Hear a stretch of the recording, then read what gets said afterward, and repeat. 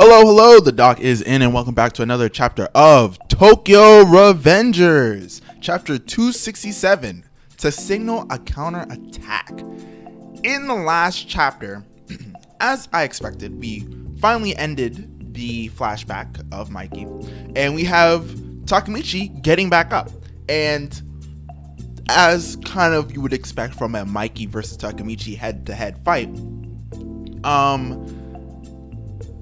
Mikey beats the ever-loving dog shit out of Takemitchy. I mean, he's catching the beats to a degree that is just too high. But as the fight's progressing, Takemitchy notices that he's getting future sights in the middle of the fight. But he's still not able to take advantage of them, and he still gets hit in the face. But that's pretty much everything that happens last chapter. Let's happen in this one. So chapter starts off with Takemitchy continuing to get literally put down like a sad puppy, and he gets kicked in what appears to be like the cheekbone area. You know that's gonna fuck up his smile, and so he's sent flying, right? And he's laying there, blood coming out of both his mouth and his nose. He's going through it, but he knows, he's like, as I was fighting him, I got a vision right before I got kicked. Interesting. So he gets back up, and Takemitchy's talking crazy. I mean, the last chapter, mind you, he was talking about losing his vision. He's literally talking about, like, if I keep getting hit like this, I may just die. And he gets up after realizing he's getting visions of the future before the attacks, and he's like, is that all you got? With a cheeky smile. I'm like, whoa, you're gonna die. And Mikey, he's clarified, he's like, you're gonna die. This is it for you, right? And so as Mikey approaches, as per the usual, Takemitchy gets a vision. He's like, I'm gonna get kicked in the right cheekbone this time. And so he blocks the kick. Which I will say, this panel is very similar to something that happened earlier in the manga, but we ain't gonna get into all that right now. Let's leave that alone. So right, Takemitchy, he blocks the kick. Mikey's surprised. He's like, I've just been ragdolling you for the last who even knows how long, right? And suddenly you were capable of blocking my hit. And Takemitchy's like, I was right, my theory was correct. My visions have evolved to a point where now I'm just dodging damage for real. And so he's like, I'm gonna counter in. So immediately he's like, all right, now that I've blocked one of Mikey's kicks, I'm gonna get one of my hits in. And so he runs in and he goes for a punch, and of course Mikey's still Mikey, right? Even if you're able to stop one of his hits, I mean, he is still an expert martial artist and top of the verse for a reason. So he dodges it. He's like, weave, kick right to the face, but once again, Takemitchy's able to dodge. He moves his head back. Then it's a follow-up kick. He's like, I'm prepped. He ducks that one. And Mikey's like, there's no way. He just dodged a two-piece. No one ever dodged. Mind you, again, this is Invincible Mikey, right? Throughout this entire series, outside of Izana, no one has ever questioned Mikey when it comes to one-on-one combat. Heck, when it comes to any form of combat, because one-on-one isn't the limit for Mikey, all right? When it comes to combat with Mikey, no one really questions Mikey. If he's in top shape, especially in Dark Impulse mode, you just die. You might as well just be a piece of paper that is blowing over, because you just fall down and you crumple.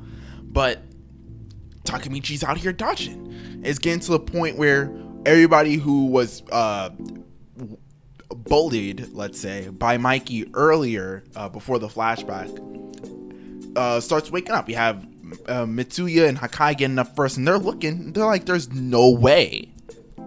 No one ever dodges Mikey's kicks. What do you mean Takemitchy's out here just weaving them? All right, and mind you, it's close. I mean, to be fair, it's still Mikey and it's still Takemitchy who's basically dying.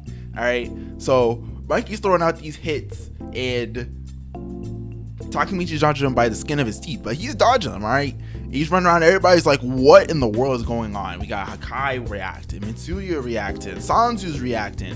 Literally everybody is getting up and they're like, there is no way Takemitchi's out here seeing through Mikey's attacks. We just get beat up usually, right? And so Mikey's analyzing it at this point. He's like, Takemitchy went from literally not even being able to like get up without getting hit by me, and suddenly he's just dodging my attacks on the reg. And so then as Mikey's throwing out the combo and Takemitchi's dodging, he notices, he's like, before I even let out the kick, you had already moved out of the way of the trajectory of my movement. Are you by chance predicting the future? And Takemitchy, you don't say nothing. Of course, I mean, at a time like this, I would stay hella focused. I would not be trying to hear nothing. I'd be so tuned in. I'd be tuning everything out. So he's thinking about it. He's like, hey, even though I can see his attacks coming, it still takes all my energy to focus on this evading stuff, because otherwise I'm getting clapped up. I'm getting packed up, put in the wood, and smoked. It's bad. So as it's going, right, he dodges one kick. And as we saw earlier, you know, he hits with the double kick. You go the front, then the backwards. Takemitchy dodges the front one. He's like, when he kicks once, before he gets that second one off, there's a gap. There's an opening. I gotta take advantage of that. And so he takes advantage of it.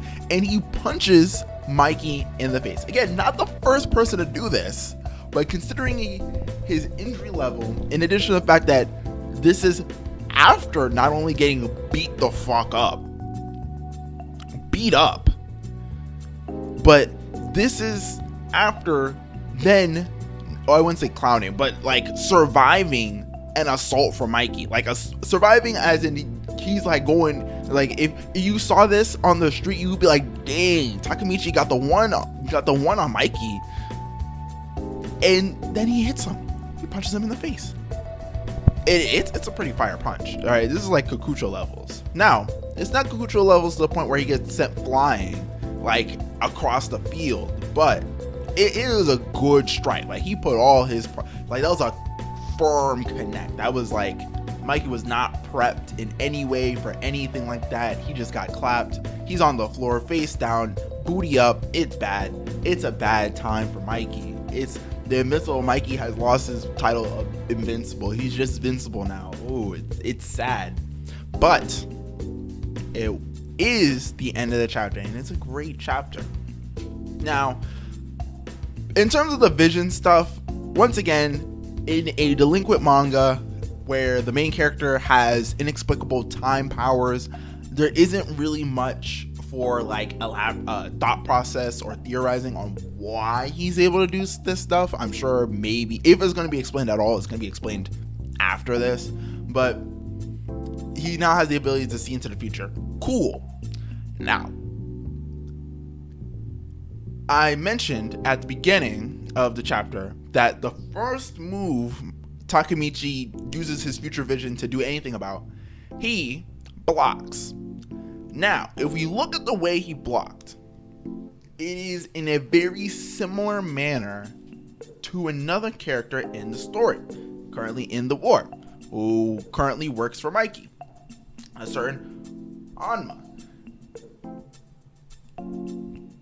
This could be used to draw a parallel, because this was the Mobius arc. This was when Hama, I believe, first showed up, right? And Mikey immediately just goes for the one shot, and this is the first person to ever, like, you know, question the 1v1 potential of Mikey. Mikey throws the kick, and he's able to block it. Same manner that Takemitchy was able to block it.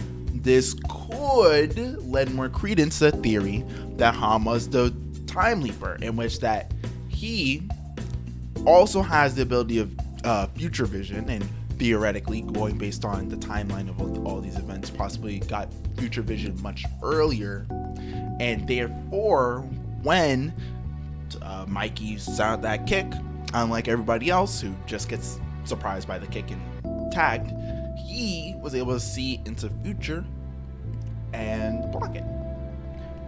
It's, like I said, it's an interesting possibility. But of course, this could just be that, you know, the author just liked, if you're gonna block the kick, that would be like either the correct way to do it, or he just thinks that looks cool in terms of a form to block a kick to the head. So I mean, it really could be either, but much of either way, great chapter. I mean, like I said, you can argue whether, what the story beats. If we're just talking about from coolness factor, just from the idea of like, hey, Takemitchy and Mikey are gonna fight.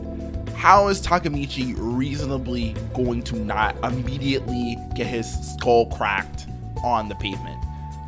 He sees the attacks coming ahead of time, and even though he's significantly weakened and definitely not better at fighting than Mikey, because he's able to see into the future, he can afford just enough to pass these attacks by without immediately dying. And I think that's pretty reasonable. If I could see into the future, I could see someone's attacks coming before, see where their attack is going to hit and where and why before they actually do it, I'd be hard pressed to still lose that fight. So here we are, Takemitchy's even up the gap, and everybody's gonna watch this. All right, and I think this goes in line with the idea of Mikey possibly being defeated by Takemitchy and everybody then taking off the pressure of the Invincible title from Mikey, therefore allowing Mikey to kind of be weak in a sense, or a different type of strong if you want to go deeper with it. But these are just my theories based on the chapter, and they're all theories I have for the chapter. I mean, there's not really too much else to discuss. I don't think anyone else is going to get involved in this fight. I feel like the only person who would actually want to get involved would either be the second Time Leaper or Sanzu. Both of those people, whoever they may be, well, besides Sanzu, who's obviously Sanzu, but whoever the Time Leaper may be, I don't think they're going to get involved because I don't think they're built like Mikey. And Sanju just got beat up by Mikey like a second ago. He just woke up from his coma. All right, I don't think he's going to be bold enough to have not only everybody watching, but have Takemitchy beating Mikey and then decide he's going to try to get in between the fight. Okay? I feel like if that happens, like, he's just going to get washed because Sanzu's not that strong in and of itself. Like, without weapons, he's most likely going to lose most fights. So it's kind of like, So with that being said, I think that's about it for the chapter. Leave a like if you like, leave a dislike if you dislike, comment. What do you think of this chapter? Do you like the explanation for why Takemitchy's able to keep up with Mikey?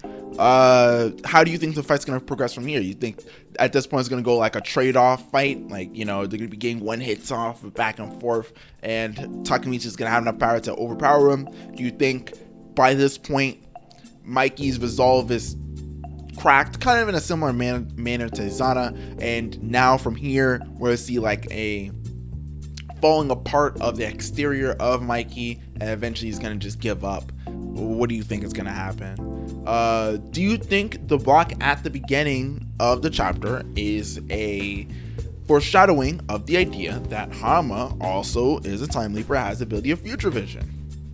I'm just saying, it's an idea. And feel free to subscribe. If you like videos like these, you want to see more videos like these every single week, feel free to subscribe. If you think I'm a cool guy, you should subscribe to me. Follow my Twitch account. I currently am not streaming because I don't have my headphones, as explained in the video from last week about how the rest of this coming couple of months is going to be going in terms of content and stuff. But yeah, feel free to subscribe to all those things. I will be getting those things up and running as soon as possible, and the content flow will be sweet. With that all being said, the doc is out. Peace.